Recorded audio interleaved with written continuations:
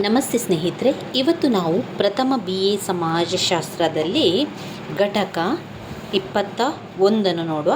ಸ್ತರ ವಿನ್ಯಾಸ, ಸಾಮಾಜಿಕ ಸ್ತರ ವಿನ್ಯಾಸದ ಲಕ್ಷಣಗಳು ಮುಖ್ಯವಾಗಿರುವಂಥ ಪ್ರಶ್ನೆ. ಹಾಗೆ ಸ್ತರ ವಿನ್ಯಾಸದ ಸಿದ್ಧಾಂತಗಳನ್ನು ಓದ್ಕೊಳ್ಬೇಕು. ಸ್ತರ ವಿನ್ಯಾಸದ ಲಕ್ಷಣಗಳನ್ನು ಮುಂದಿನ ವಿಡಿಯೋದಲ್ಲಿ ನಾವು ತಿಳ್ಕೊಳ್ಳುವ. ಇವತ್ತು ಸ್ತರ ವಿನ್ಯಾಸದ ಸಿದ್ಧಾಂತಗಳನ್ನು ತಿಳ್ಕೊಳ್ಳುವ. ಸಿದ್ಧಾಂತದಲ್ಲಿ ಮ್ಯಾಕ್ಸ್ ವೆಬರ್ ಅವರ ದೃಷ್ಟಿಕೋನ, ಸ್ತರ ವಿನ್ಯಾಸ ಸಿದ್ಧಾಂತದ ಪ್ರಕಾರ ಮ್ಯಾಕ್ಸ್ ಅವರ ದೃಷ್ಟಿಕೋನವನ್ನು ತಿಳಿಸಿ ಅಥವಾ ಮ್ಯಾಕ್ಸ್ ವೆಬರ್ ಅವರ ಒಂದು ವಿಚಾರವನ್ನು ತಿಳಿಸಿ ಅಥವಾ ದೃಷ್ಟಿಕೋನವನ್ನು ತಿಳಿಸಿ ಅಂತ ಕೇಳ್ತಾರೆ. ಆವಾಗ ನಾವು ಸಂಪೂರ್ಣವಾಗಿ ಮ್ಯಾಕ್ಸ್ ವೆಬರ್ ಅವರು ಯಾವುದೆಲ್ಲ ವಿಚಾರವನ್ನು ಹೇಳಿದ್ದಾರೆ ಅದನ್ನೆಲ್ಲ ನಾವು ಬರಿತಾ ಹೋಗಬೇಕಾಗ್ತದೆ. ಇದರಲ್ಲಿ ಮುಖ್ಯವಾಗಿ ಆಸ್ತಿಯ ಮಹತ್ವ, ಆರ್ಥಿಕ ನಿಯಮಿತವಾದ, ವರ್ಗಗಳ ಧ್ರುವೀಕರಣ, ಮಿನುಗುತಾ ಮೌಲ್ಯ ಸಿದ್ಧಾಂತ, ನಿರ್ಗತೀಕರಣ, ಅನ್ಯಕ್ರಾಂತ್ಯತೆ, ವರ್ಗ ಐಕ್ಯತೆ ಮತ್ತು ವೈರತ್ವ, ಕ್ರಾಂತಿ, ಕಾರ್ಮಿಕರ ಸರ್ವಾಧಿಕಾರತ್ವ, ಸಮತಾವಾದಿ ಸಮಾಜದ ಸ್ಥಾಪನೆಗೆ ಬರ್ತದೆ. ಮ್ಯಾಕ್ಸ್ ವೆಬರ್ ಅವರು ಮುಖ್ಯವಾಗಿ ದತ್ತಾಧಿಕಾರವನ್ನು 3 ಬಗೆಗಳಾಗಿ ಹೇಳ್ತಾರೆ: ಸೃಜನಶೀಲ ಅಧಿಕಾರ, ಸಾಂಪ್ರದಾಯಿಕ ದತ್ತಾಧಿಕಾರ, ಹಾಗೆ ವೈಚಾರಿಕ ಕಾನೂನಾತ್ಮಕ ದತ್ತಾಧಿಕಾರ. ಮೊದಲನೇದಾಗಿ ನಾವು ಮ್ಯಾಕ್ಸ್ ವೆಬರ್ ಅವರ ದೃಷ್ಟಿಕೋನ, ಸ್ತರ ವಿನ್ಯಾಸದ ಸಿದ್ಧಾಂತದಲ್ಲಿ ಮ್ಯಾಕ್ಸ್ ವೆಬರ್ ಅವರ ದೃಷ್ಟಿಕೋನವನ್ನು ತಿಳಿತಾ ಹೋಗುವ. ಬೆಳವಣಿಗೆಯ ವಿವಿಧ ಹಂತಗಳ ಮೂಲಕ ಮಾನವ ಸಮಾಜ ಹಾದು ಬಂದಿದೆ ಎಂದು ಕಾರ್ಲ್ ಮಾರ್ಕ್ಸ್ ಅವರು ನಂಬಿದರು. ಸಮಾಜದ ರಚನೆಯು ಸಂಪತ್ತಿನ ಅಸಮಾನ ವಿತರಣೆಯ ಫಲಶ್ರುತಿ ಎಂಬುದಾಗಿ ಮಾರ್ಕ್ಸ್ ಅಭಿಪ್ರಾಯಿಸಿದ್ದಾರೆ. ಆದುದರಿಂದ ಮಾನವ ಸಮಾಜದ ಅಭಿವೃದ್ಧಿಯ ಪ್ರತಿಯೊಂದು ಐತಿಹಾಸಿಕ ಹಂತದಲ್ಲೂ ಶ್ರೀಮಂತ ಹಾಗೂ ಬಡವರ ನಡುವಿನ ಹೋರಾಟ ಇದ್ದೇ ಇತ್ತು. ಪ್ರತಿಯೊಂದು ಹಂತವು ತನ್ನದೇ ಆದ ವರ್ಗ ಹೋರಾಟವನ್ನು ಹೊಂದಿತ್ತು. ಉದಾಹರಣೆಗೆ, ದಬ್ಬಾಳಿಕೆದಾರರು ಹಾಗೂ ದಬ್ಬಾಳಿಕೆಗೆ ಒಳಪಟ್ಟಿರುವವರು ನಡುವಣ ಘರ್ಷಣೆ. ಐತಿಹಾಸಿಕ ಕಾಲದಿಂದಲೂ ಸಾಮಾಜಿಕ ರಚನೆಯು 2 ಭಿನ್ನ ವರ್ಗಗಳ ಅಸಮಾನತೆಯ ಮೇಲೆ ಆಧಾರವಾಗಿದೆ. ಇಲ್ಲಿ ಮಾರ್ಕ್ಸ್ ಸಿದ್ಧಾಂತವು ವರ್ಗ ಹೋರಾಟ ಸಿದ್ಧಾಂತಗಳನ್ನು ಕಾಣಿಸ್ತದೆ. ವರ್ಗ ಹೋರಾಟ ಸಿದ್ಧಾಂತವನ್ನು ಮಾರ್ಕ್ಸ್ರವರ ದೃಷ್ಟಿಕೋನದ ಪ್ರಧಾನ ವಿಷಯಗಳಲ್ಲಿ ಇರುವಂಥದ್ದು. ಇದರಲ್ಲಿ ಮುಖ್ಯವಾಗಿ ಅಂದರೆ ಸ್ತರವಿನ್ಯಾಸದ ವಿಚಾರದಲ್ಲಿ ನೋಡಿದರೆ ನಾವು ನೋಡುವಂಥದ್ದು ಪಾಯಿಂಟ್ಸ್ಗಳು. ಮೊದಲನೆಯದಾಗಿ ಆಸ್ತಿಯ ಮಹತ್ವ. ಆಸ್ತಿಯ ಮಹತ್ವವನ್ನು ನಾವಿಲ್ಲಿ ಓದ್ಕೊಳ್ಬೇಕು. ಆಸ್ತಿಯ ಮಹತ್ವ. 2, ಆರ್ಥಿಕ ನಿಯತಿವಾದ. ಪಾಯಿಂಟ್ಸ್ ಬುಕ್ಕಲ್ಲಿ ನೀವು ಬರಿತಿದ್ರೆ ಮೊದಲಿಗೆ ಆ ಪಾಯಿಂಟ್ಸನ್ನು ಬರ್ಕೊಳ್ಳಿ. ಸ್ತರ ವಿನ್ಯಾಸ ಸಿದ್ಧಾಂತದಲ್ಲಿ ಮ್ಯಾಕ್ಸ್ ರವರ ದೃಷ್ಟಿಕೋನವಾಗಿರುವಂಥದ್ದು, ಮ್ಯಾಕ್ಸ್ ವೆಬ್ಬರ್ ಅವರ ದೃಷ್ಟಿಕೋನ. 1, ಆಸ್ತಿಯ ಮಹತ್ವ. 2, ಆರ್ಥಿಕ ನಿಯಮಿತವಾದ. 3, ವರ್ಗಗಳ ಧ್ರುವೀಕರಣ. 4, ಮಿನುಗುತಾಯ ಮೌಲ್ಯ ಸಿದ್ಧಾಂತ. 5, ನಿರ್ಗತೀಕರಣ. 6, ಅನ್ಯಕ್ರಾಂತ್ಯತೆ. 7, ವರ್ಗ ಐಕ್ಯತೆ ಹಾಗೂ ವೈರತ್ವ. 8, ಕ್ರಾಂತಿ. 9, ಕಾರ್ಮಿಕರ ಸರ್ವಾಧಿಕಾರತ್ವ. 10, ಸಮತಾವಾದಿ ಸಮಾಜದ ಸ್ಥಾಪನೆ. ಮೊದಲನೇದಾಗಿ ಕಾರ್ಮಿಕರ ಆಸ್ತಿಯ ಮಹತ್ವವನ್ನು ನೋಡ್ಕೊಳ್ಳೋ. ಮೊದಲಿಗೆ ಆಸ್ತಿಯ ಮಹತ್ವ. ಇಲ್ಲಿ ವ್ಯಕ್ತಿಯ ನಡವಳಿಕೆಯನ್ನು ಹಾಗೂ ಇತರರೊಂದಿಗಿನ ಆತನ ಸಂಬಂಧದ ಸ್ವರೂಪವನ್ನು ನಿರ್ಧರಿಸುವ ಪ್ರಧಾನ ಅಂಶವಾಗಿ ಆಸ್ತಿಯ ಪಾತ್ರಕ್ಕೆ ಮಾರ್ಕ್ಸ್ ಒತ್ತು ಕೊಟ್ಟಿದ್ದಾರೆ. ವ್ಯಕ್ತಿಯ ಸ್ಥಾನವನ್ನು ಸಮಾಜದಲ್ಲಿ ನಿರ್ಧರಿಸುವುದು ಆತನ ಕಸುಬು ಅಲ್ಲ, ಬದಲಿಗೆ ಅದನ್ನು ನಿರ್ಧರಿಸುವುದು ವ್ಯಕ್ತಿಯು ಉತ್ಪಾದನಾ ವಿಧಾನದೊಂದಿಗೆ ಹೊಂದಿರುವ ಸಂಬಂಧ. ಅಂದರೆ ಒಬ್ಬ ವ್ಯಕ್ತಿಯನ್ನು ಅವನ ಸ್ಥಾನಮಾನವನ್ನು ನೋಡುವಂಥದ್ದು ಅಥವಾ ಸಮಾಜ ಯಾವ ರೀತಿ ಅವನನ್ನು ನಿರ್ಧರಿಸ್ತದೆ ಅಂತ ಹೇಳಿದರೆ ಅವನ ಕಸುಬನ್ನು ನೋಡುವುದಿಲ್ಲ, ಬದಲಾಗಿ ನಿರ್ಧರಿಸುವಂಥದ್ದು ಆತನು ಯಾವ ರೀತಿ ಉತ್ಪಾದನಾ ವಿಧಾನದೊಂದಿಗೆ ಸಂಬಂಧ ಹೊಂದಿದ್ದಾನೆ, ಯಾವ ರೀತಿಯ ಉತ್ಪಾದನೆಗಳನ್ನು ಮಾಡ್ತಾ ಇದ್ದಾನೆ. ಉತ್ಪಾದನೆ ವಿಧಾನಗಳ ಕಾರ್ಖಾನೆ ಬಗೆಯ ಫಲಶ್ರುತಿಯಾಗಿದೆ. ಕಾರ್ಖಾನೆಯ ಒಡೆಯನಾಗಿರುವ ಬಂಡವಾಳಶಾಹಿ ಲಾಭದ ಮೂಲಕ ಸಂಪತ್ತನ್ನು ನಿಯಂತ್ರಿಸುತ್ತಾನೆ. ಉಳ್ಳವರು ಹಾಗೂ ಉಳ್ಳವರು ಹಾಗೂ ಉಳ್ಳದವರು ಎಂಬುದಾಗಿ ಸಮಾಜವನ್ನು ವಿಭಜಿಸುವುದರಲ್ಲಿ ಆಸ್ತಿಯ ಒಡೆತನದ ಮೂಲಕ ಬಂದಿರುವ ಸಂಪತ್ತು ನಿರ್ಣಾಯಕವಾಗಿದೆ. ಅಸಮಾನತೆಯ ಸ್ವರೂಪದಿಂದಾಗಿ ವರ್ಗ ಪ್ರಜ್ಞೆಯು ಘರ್ಷಣೆಯನ್ನು ಉಂಟುಮಾಡುತ್ತದೆ. ಅಸಮಾನತೆಯ ಸ್ವರೂಪದಿಂದಾಗಿ ವರ್ಗ ಪ್ರಜ್ಞೆಯು ಘರ್ಷಣೆಯನ್ನು ಉಂಟುಮಾಡುತ್ತದೆ. ಆರ್ಥಿಕ ನಿಯಮಿತವಾದ. ಆರ್ಥಿಕ ನಿಯಮಿತವಾದದಲ್ಲಿ ಬಂಡವಾಳಶಾಹಿ ಸಮಾಜ ಕೆಲವು ವ್ಯಕ್ತಿಗಳ ಹಿಡಿತದಲ್ಲಿ ಉತ್ಪಾದನಾ ವಿಧಾನಗಳು ಹಾಗೂ ವಿತರಣೆಗಳು ಕೇಂದ್ರೀಕರಣಗೊಂಡಿರುವುದನ್ನು ಆಧರಿಸಿರುತ್ತದೆ. ಅಂದರೆ ಇಲ್ಲಿ ಬಂಡವಾಳಶಾಹಿಯು ತಾನು ಹೊಂದಿರುವಂತಹ ಸಂಪತ್ತು ಇರಬಹುದು, ಉತ್ಪಾದನಾ ವಿಧಾನದ ಮೇಲೆ ಏಕಸ್ವಾಮ್ಯಗಳಿಂದಾಗಿ ರಾಜಕೀಯ ಸಂಘಟನೆಯ ಮೇಲೆ ನಿಯಂತ್ರಣ ಹೊಂದಲು ಪ್ರಾರಂಭಿಸುತ್ತಾನೆ. ಇದರಿಂದಾಗಿ ಆಳಿಸಿಕೊಳ್ಳುವ ವರ್ಗಗಳ ಮೇಲೆ ನಿಯಂತ್ರಣ ಸಾಧ್ಯವಾಗುತ್ತದೆ. ಹೀಗಾಗಿ ಕಾನೂನುಗಳು ಆಳುವ ವರ್ಗಗಳಿಗೆ ಮಾತ್ರ ಅನುಕೂಲಕರವಾಗಿ ಪರಿಣಮಿಸುತ್ತದೆ. ದುಡಿಯುವ ವರ್ಗವನ್ನು ಮತ್ತಷ್ಟು ಶೋಷಿಸಲು ಬಂಡವಾಳಶಾಹಿ ಹಿಡಿತದಲ್ಲಿರುವ ರಾಜ್ಯವು ಸಾಧನವಾಗುತ್ತದೆ. ಈ ಪ್ರಕಾರ ಬಂಡವಾಳಶಾಹಿ ವರ್ಗವು ತಮ್ಮ ಸ್ಥಾನವನ್ನು ಬಲಗೊಳಿಸಿಕೊಳ್ಳುತ್ತದೆ ಹಾಗೂ ತಮ್ಮ ಸ್ವಾಹಿತಾಸಕ್ತಿಯನ್ನು ರಕ್ಷಿಸಿಕೊಳ್ಳುತ್ತದೆ. ಬಂಡವಾಳಶಾಹಿಗಳ ಆರ್ಥಿಕ ಶಕ್ತಿಯು ರಾಜಕೀಯ ಶಕ್ತಿಯಾಗಿ ಮಾರ್ಪಾಡುಗೊಳ್ಳುತ್ತದೆ.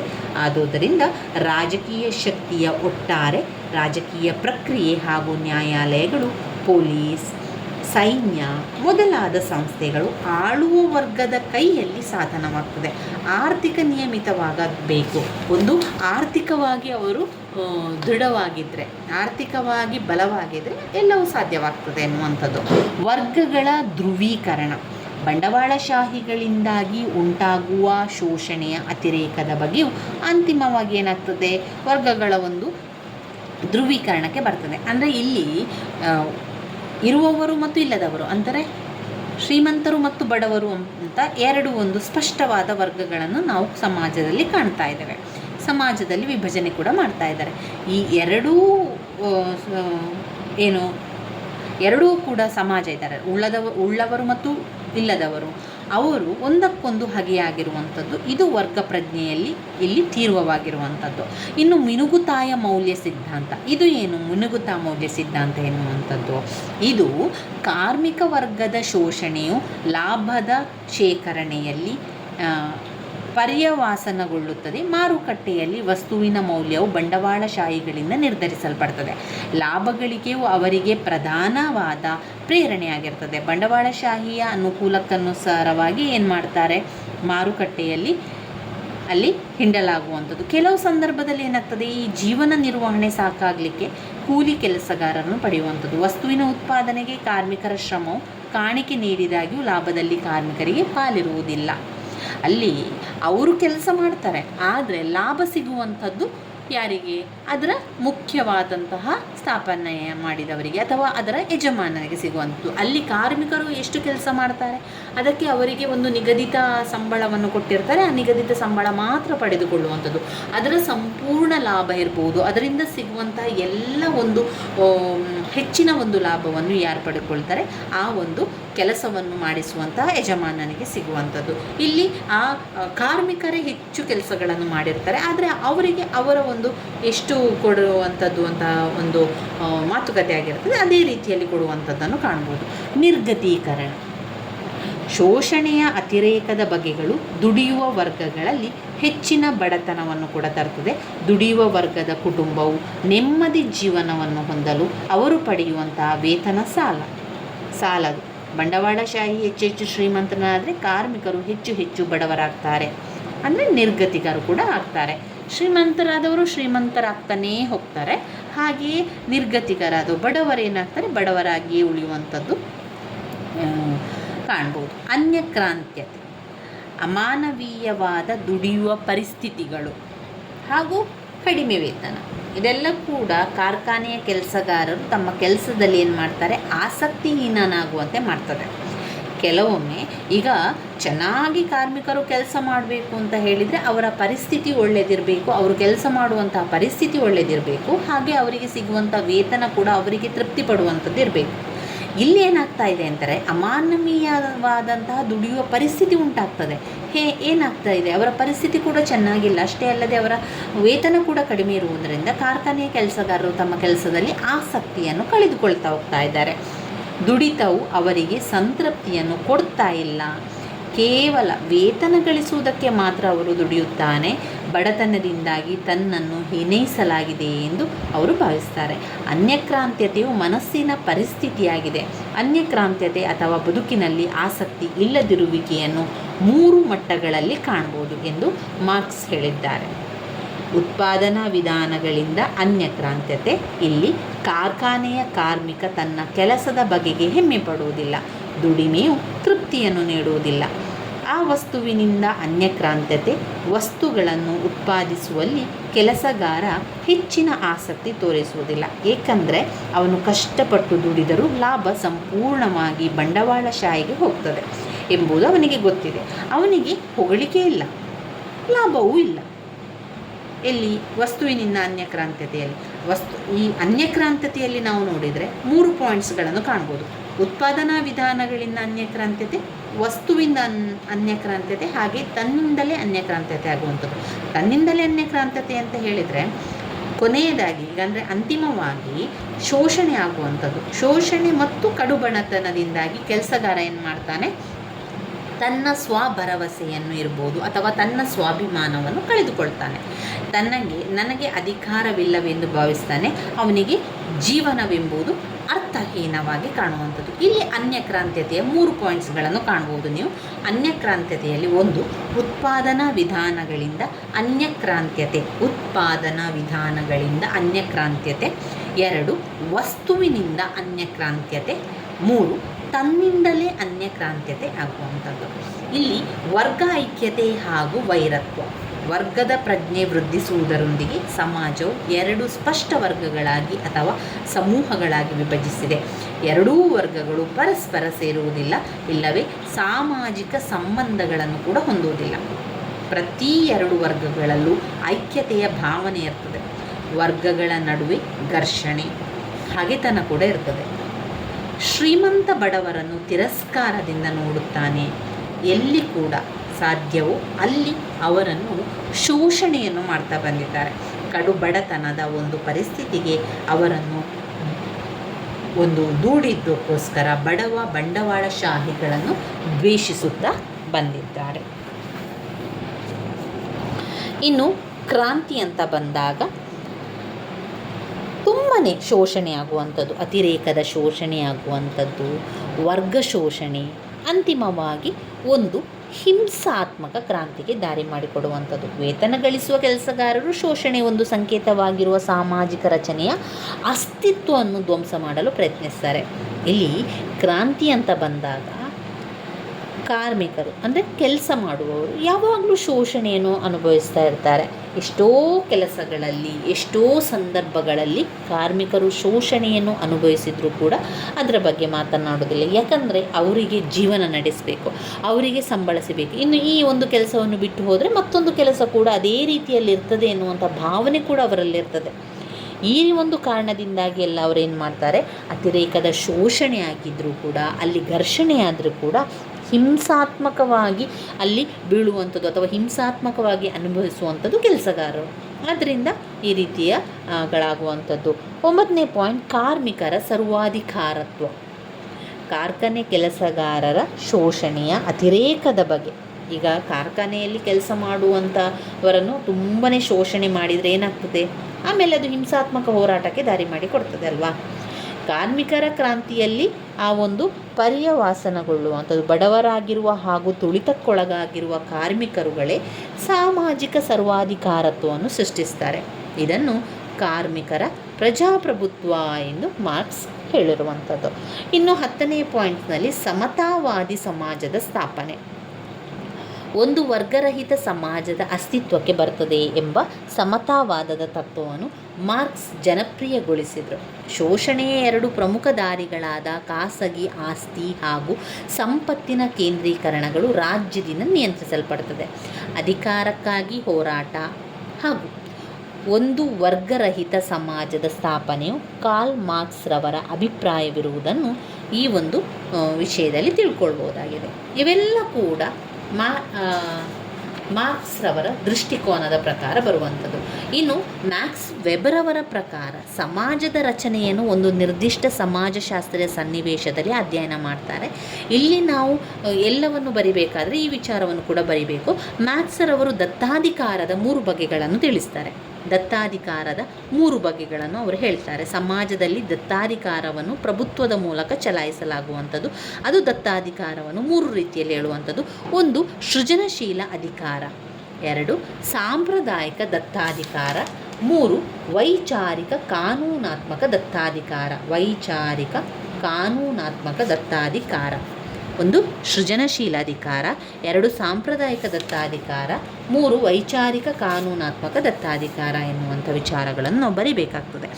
ಸೃಜನಶೀಲ ಅಧಿಕಾರ ಅಂತ ಹೇಳಿದರೆ ಅಲ್ಲಿ ವರ್ಚಸ್ಸು ಎಂದು ಕರೆಯಲಾಗುವ ವಿಶೇಷ ಗುಣಲಕ್ಷಣಗಳನ್ನು ಹೊಂದಿರುವ ನಿರ್ದಿಷ್ಟ ಬಗೆಗಳ ವ್ಯಕ್ತಿಗಳ ಅಥವಾ ಜನರ ನಿಯಂತ್ರಣಕ್ಕೆ ಒಂದು ಸ್ವಾಭಾವಿಕ ಪ್ರವೃತ್ತಿ ಹೊಂದಿರುವ ವ್ಯಕ್ತಿಗಳಿಂದ ಪ್ರಭುತ್ವವು ಕೂಡ ಚಲಾಯಿಸಲ್ಪಡುತ್ತದೆ. ಅವರು ಅಸಾಧಾರಣ ವ್ಯಕ್ತಿಗಳಾಗಿರುತ್ತಾರೆ. ಶಕ್ತಿಯುತ ವ್ಯಕ್ತಿತ್ವವನ್ನು ಅವರು ಹೊಂದಿರ್ತಾರೆ. ಹೆಚ್ಚಿನ ಸಂಖ್ಯೆಯ ಜನರ ಮೇಲೆ ತಮ್ಮದೇ ಆದ ಪ್ರಭಾವವನ್ನು ಕೂಡ ಬೀರ್ತಾರೆ. ಸಮಾಜದಲ್ಲಿನ ಸದಸ್ಯರನ್ನು ಉತ್ತೇಜಿಸುತ್ತಾರೆ. ಧಾರ್ಮಿಕ ನಾಯಕರು, ರಾಜಕೀಯ ವ್ಯಕ್ತಿಗಳು, ಯೋಧರು ಮುಂತಾದ ಜನರನ್ನು ನಾವು ಕಾಣ್ಬೋದು. 2ನೇದು ಸಾಂಪ್ರದಾಯಿಕ ದತ್ತಾಧಿಕಾರ. ಸಾಂಪ್ರದಾಯಿಕ ದತ್ತಾಧಿಕಾರ ಅಂತ ಬಂದಾಗ ಅಲ್ಲಿ ಪ್ರಭುತ್ವದ 2ನೆಯ ಬಗೆಗೆ ಸಾಂಪ್ರದಾಯದ ಮೇಲೆ ಆಧಾರವಾಗಿದೆ. ಪದ್ಧತಿಗಳು, ಸಂಪ್ರದಾಯಗಳಿಂದ ಬಂದಂತಹ ದತ್ತಾಧಿಕಾರಗಳಿಂದ ಇಲ್ಲಿ ಪ್ರಭಾವವನ್ನು ಬೀರುವಂಥದ್ದು. ಇನ್ನು ಕೆಲವು ಸಂದರ್ಭದಲ್ಲಿ ದತ್ತಾಧಿಕಾರ ತಂದೆಯಿಂದ ಮಗನಿಗೆ ಕೂಡ ಬರ್ತದೆ ಅಂತ ಹೇಳ್ತಾ ಇದ್ದಾರೆ. ತಂದೆಯಿಂದ ಮಗನಿಗೆ ಆ ಒಂದು ದತ್ತಾಧಿಕಾರ, ಉತ್ತರಾಧಿಕಾರ ಅಂತ ನಾವು ಹೇಳ್ತೇವಲ್ಲ, ಅದೇ ರೀತಿ ಬರ್ತದೆ. ಇಲ್ಲಿ ಉದಾಹರಣೆ ಅಂದರೆ ರಾಜರು, ಮಹಾರಾಜರು ಕುಟುಂಬದಲ್ಲಿ ಏನಾಗ್ತದೆ, ತಂದೆ ಮುಂತಾದವರು ಕಠಿಣ ಸಾಮಾಜಿಕ ರಚನೆಗಳಲ್ಲಿ ಸಾಂಪ್ರದಾಯಿಕ ಆಳ್ವಿಕೆಯು ಕೆಲವು ಸಂದರ್ಭಗಳಲ್ಲಿ ಕಂಡುಬರುವಂಥದ್ದು. ಇನ್ನು ವೈಚಾರಿಕ ಕಾನೂನಾತ್ಮಕ ದತ್ತಾಧಿಕಾರ. ವೈಚಾರಿಕ ಕಾನೂನಾತ್ಮಕ ದತ್ತಾಧಿಕಾರದ ಬಗ್ಗೆ ಹೇಳಬೇಕಾದ್ರೆ ಈ ಬಗೆಯ ಪ್ರಭುತ್ವವು ಕಾನೂನನ್ನು ಆಧರಿಸಿರುವಂಥದ್ದು. ಒಂದು ಪರಿಗಣಿಸಲ್ಪಟ್ಟ ವಿಧಾನದ ಪ್ರಕಾರ ಸ್ಥಾನೀಕರಿಸಿರುವ ಜನರಿಂದ ಈ ಬಗೆಯ ಆಳ್ವಿಕೆಯು ಚಲಾಯಿಸಲ್ಪಡುತ್ತದೆ. ಕಾನೂನಿನ ನಿಯಮ ಇಲ್ಲಿ ಪ್ರಧಾನ ಪಾತ್ರವನ್ನು ವಹಿಸಿದೆ. ಇದು ಒಂದು ನೌಕರಶಾಹಿತ್ವದ ರೂಪುಗೊಳ್ಳುವಿಕೆಯಾಗಿ ಪರಿಣಮಿಸಿದೆ. ಹೀಗೆ ರಾಷ್ಟ್ರದ ಅಧ್ಯಕ್ಷರು, ಪೊಲೀಸ್ ಅಧಿಕಾರಿಗಳು, ಶಾಸಕರು, ನ್ಯಾಯಾಧೀಶರು ಮುಂತಾದವರನ್ನು ನಾವು ಹೊಂದಬಹುದು. ಸಾಮಾಜಿಕ ರಚನೆಯ ತನ್ನ ವಿಶ್ಲೇಷಣೆಯಲ್ಲಿ ವೆಬರ್ ಕೂಡ ಸಾಮಾಜಿಕ ವರ್ಗವನ್ನು ಅಧ್ಯಯನ ಮಾಡಿದ್ದಾರೆ. ವೆಬರ್ ಅವರ ಪ್ರಕಾರ ಒಂದೇ ಬಗೆಯ ಸಾಮರ್ಥ್ಯ, ಸಮಾಜದಲ್ಲಿ ಒಂದೇ ಬಗೆಯ ಸ್ಥಾನ, ವಸ್ತುಗಳನ್ನು ಹಾಗೂ ಸೇವೆಗಳನ್ನು ಗಳಿಸಲಿಕ್ಕೆ ಸಾಮರ್ಥ್ಯವಿರುವವರು ಹಾಗೂ ಜೊತೆಗೆ ಯುಕ್ತವಾದ ಜೀವನ ಶೈಲಿಯನ್ನು ಅನುಭವಿಸುವ ವ್ಯಕ್ತಿಗಳ ಒಂದು ಸಮೂಹವೇ ಸಾಮಾಜಿಕ ವರ್ಗ. ಹೀಗಾಗಿ ಪ್ರತಿಯೊಂದು ವರ್ಗದಲ್ಲಿನ ಜನರು ಅವರುಗಳ ಸಾಮಾಜಿಕ ನಡವಳಿಕೆ, ಅವರ ಉಡುಪು ಧರಿಸುವ ಸ್ವರೂಪ ಹಾಗೂ ಅವರುಗಳ ಸಾಂಸ್ಕೃತಿಕ ಗುಣಲಕ್ಷಣಗಳನ್ನು ಗುರುತಿಸಬಹುದು. ಸಾಮಾಜಿಕ ವರ್ಗವು ಮಾರುಕಟ್ಟೆಯ ಆರ್ಥಿಕತೆಯ ಫಲಶ್ರುತಿ ಎಂಬುದಾಗಿ ವೆಬರ್ ಅವಲೋಕಿಸಿದ್ದಾರೆ. ಹೀಗೆ ಸಂಪತ್ತು, ಆಸ್ತಿ, ಲಾಭ ಹಾಗೂ ವ್ಯಾಪಾರಗಳು ವರ್ಗ ವ್ಯವಸ್ಥೆಯ ಸೃಷ್ಟಿಗೆ ಕಾರಣಗಳಾಗಿದೆ. ವರ್ಗ ವ್ಯವಸ್ಥೆಯ ಫಲಶ್ರುತಿ ಸಾಮಾಜಿಕ ಅಂತಸ್ತಾಗಿದೆ. ವೆಬರ್ ಅವರ ಪ್ರಕಾರ ಸಾಮಾಜಿಕ ಅಂತಸ್ತು ಸಮಾಜದಲ್ಲಿನ ವ್ಯಕ್ತಿಗಳ ಸಾಮಾಜಿಕ ಸ್ಥಾನಕ್ಕೆ ಜನರು ಸಕಾರಾತ್ಮಕವಾಗಿ ಅಥವಾ ನಕಾರಾತ್ಮಕವಾಗಿ ಇತರೆ ಜನರನ್ನು ಮೌಲ್ಯೀಕರಿಸುವ ಅಥವಾ ತೀರ್ಮಾನಿಸುವ ರೀತಿಯಾಗಿದೆ ಅಂತ ಹೇಳ್ತಾರೆ. ಆದುದರಿಂದ ಜನರು ತಮಗೆ ಸರಿಸಮಾನರಾಗಿರುವ ವ್ಯಕ್ತಿಗಳ ಜೊತೆಗೆ ಮಾತ್ರವೇ ಸತ್ಕಾರಗಳನ್ನು ನೀಡುವಂಥದ್ದು. 2ನೇದಾಗಿ ತಮ್ಮದೇ ವರ್ಗದೊಡನೆ ವೈವಾಹಿಕ ಸಂಬಂಧಗಳನ್ನು ಮಾಡಿಕೊಳ್ಳುವಂಥದ್ದು. 3 ಸಾಮಾಜಿಕ ಸಮೂಹಗಳು, ಸಂಘಟನೆಗಳು, ಚಟುವಟಿಕೆಗಳಲ್ಲಿ ವ್ಯಕ್ತಿಗಳು ತಮ್ಮ ವರ್ಗವನ್ನು ಭೇಟಿ ಮಾಡುವುದು. 4 ತಮ್ಮ ವರ್ಗವನ್ನು ತೋರ್ಪಡಿಸಲಿಕ್ಕಾಗಿ ಆಸ್ತಿ, ಸಂಪತ್ತು, ವೃತ್ತಿ ಸೌಲಭ್ಯಗಳ ಸಾಧನಗಳನ್ನು ಇಡುವಂಥದ್ದು. ಈ ರೀತಿಯಾಗಿ ವೆಬರ್ ಅವರ ಸಾಮಾಜಿಕ ರಚನೆಯ ಅಧ್ಯಯನವು ವೆಬರ್ ಅವರ ಸಾಮಾಜಿಕ ರಚನೆಯ ಅಧ್ಯಯನ ಮಾರ್ಕ್ಸ್ ಅವರಿಗಿಂತ ಹೆಚ್ಚು ವಿವರಣಾತ್ಮಕವಾಗಿದೆ ಅಂತ ಹೇಳ್ಬೋದು. ಇಲ್ಲಿ ಮಾರ್ಕ್ಸ್ ವೆಬರ್ ಅವರ ಬಗ್ಗೆ ಹೇಳುವಂಥದ್ದು. ಇಲ್ಲಿ ಮಾರ್ಕ್ಸ್ ಅವರ ದೃಷ್ಟಿಕೋನ. ಇಲ್ಲಿ ಬರುವಂಥವರು ಕಾರ್ಲ್ ಮಾರ್ಕ್ಸ್ ಅವರ ದೃಷ್ಟಿಕೋನವನ್ನು ನಾವು ಬರೆಯುವಂಥದ್ದು. ಮೊದಲಿಗೆ ನಾವು ಓದಿರುವಂಥದ್ದು ಕಾರ್ಲ್ ಮಾರ್ಕ್ಸ್. ಈಗ ಮ್ಯಾಕ್ಸ್ ವೆಬ್ಬರ್ ಅವರು, ಇವರು ಮ್ಯಾಕ್ಸ್ ವೆಬ್ಬರ್ ಅವರ ಬಗ್ಗೆ. ಇಲ್ಲಿ ಮ್ಯಾಕ್ಸ್ ವೆಬ್ಬರ್ ಅವರು ದತ್ತಾಧಿಕಾರವನ್ನು ನೀವು ಬರಿಬೇಕು. ಮ್ಯಾಕ್ಸ್ ವೆಬ್ಬರ್ ಅವರ ಬಗ್ಗೆ ಬಂದಾಗ ದತ್ತಾಧಿಕಾರದ ಬಗ್ಗೆ. ಇನ್ನು ಇದರಲ್ಲಿ ರಾಚನಿಕ ಕಾರ್ಯಾತ್ಮಕ ದೃಷ್ಟಿಕೋನ, ಘರ್ಷಣಾತ್ಮಕ ದೃಷ್ಟಿಕೋನ, ಈ ಎರಡು ವಿಚಾರಗಳನ್ನು ತಗೊಳ್ಬೇಕಾಗ್ತದೆ. ಮುಖ್ಯವಾಗಿ ನಾವಿಲ್ಲಿ ಓದ್ಕೊಂಡಿರುವಂಥದ್ದು ಸರವಿನ್ಯಾಸದಲ್ಲಿ ಕಾರ್ಲ್ ಮಾರ್ಕ್ಸ್ ಅವರ ದೃಷ್ಟಿಕೋನ, ಮ್ಯಾಕ್ಸ್ ವೆಬ್ಬರ್ ಅವರ ಹೇಳಿರುವಂಥ ದೃಷ್ಟಿಕೋನವನ್ನು ಬರೆದ್ರಾಯಿತು. ಸ್ವಲ್ಪ ವಿಚಾರಗಳು, ಆ ಪಾಯಿಂಟ್ಸ್ಗಳನ್ನು ನೀವು ತಿಳ್ಕೊಳ್ಳಿ ಅಷ್ಟೇ. ಅದರೊಳಗಿರುವಂಥ ವಿಚಾರಗಳು ನಿಮ್ಮದೇ ಒಂದು ವಾಕ್ಯದಲ್ಲಿ, ನಿಮ್ಮದೇ ಒಂದು ಸ್ವಂತ ವಿವರಣೆಯೊಂದಿಗೆ ಬರಿತಾ ಹೋಗಿ ಸ್ನೇಹಿತರೆ. ನನ್ನ ವೀಡಿಯೋಸ್ ಎಲ್ಲ ನಿಮಗೆ ಇಷ್ಟ ಆಗ್ತಾ ಇದ್ದರೆ ಲೈಕ್ ಕೊಡಿ, ಶೇರ್ ಮಾಡಿ, ಸಬ್ಸ್ಕ್ರೈಬ್ ಮಾಡಲಿಕ್ಕೆ ಮರಿಬೇಡಿ. ಧನ್ಯವಾದಗಳು.